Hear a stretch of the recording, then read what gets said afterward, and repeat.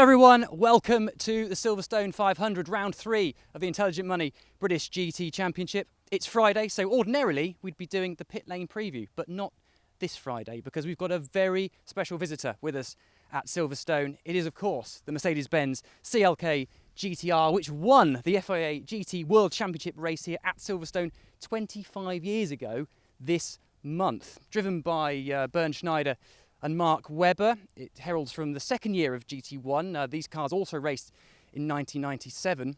And we've got it together with its modern day equivalent, I guess, the Mercedes-AMG GT3, which you're looking at the DK engineering backed version for 2C's Motorsport. DK are responsible for getting hold of this CLK GTR for us this weekend. So as I said, we thought we'd come down and have a good look at this amazing GT1 car because we just don't get to really see them very much anymore. GT1 World Championship was run by SRO back in 97 and 98. So although this car and the Mercedes generally didn't race in British GT, its contemporaries like the Porsche 911 GT1, the McLaren F1 GTR, they did. So a bit of history about this particular CLK GTR. It was built to contest the 1998 season, and CLK GTRs and the LM version actually won all 10 races that season, utterly dominated the championship and actually led, I guess, to its downfall. Webber and Schneider finished second in the championship. It carries the number 1 because Schneider won the year before in a GTR similar to this one. And these cars were built without the likes of BOP. So they were thoroughbred prototypes, although they did have to have a certain number of cars homologated for road use.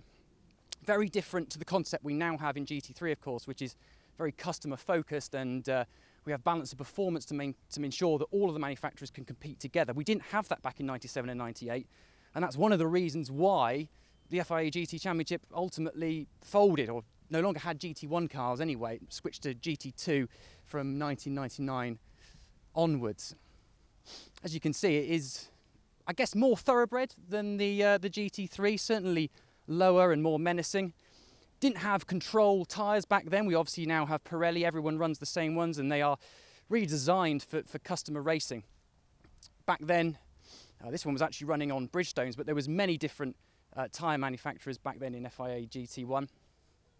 And if you just come round and have a look inside it, it's actually fairly Spartan in there, really.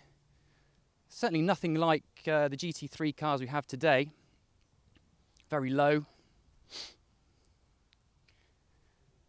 on, have a good look in there, why not? Very rare opportunity to have a look inside an old GT1 car, and when you pan out, you might just get to have a chance to come back and look at the two side by side, the GT1 and the GT3. As I say, they are built to completely different regulations and a different kind of racing. As I say, customer racing very much about allowing everyone to compete. GT1, well, these were basically prototypes with a couple of cars homologated for the road. The race cars were built first and they informed what was used on the road. Now, this car will be here all weekend at Silverstone. You can come and see it if you are coming to Silverstone. Be sure to go and check it out up in the XBEL supercar area. That's near SRO's hospitality towards the top of the pit lane. And just before we wrap up, just a big thank you to DK Engineering for managing to get hold of this car and bring it along this weekend. As you can tell, I'm a big fan of it, and I hope if you come this weekend, you will be too. And we'll just wrap up by reminding you that if you can't come, the race is live from 11:30 on Sunday. We've also got qualifying live on Saturday, warm-up live on Sunday morning, and the race, as I said, will be live at 11:30. Live coverage starts at 11:10, and it's also live on Sky Sports F1.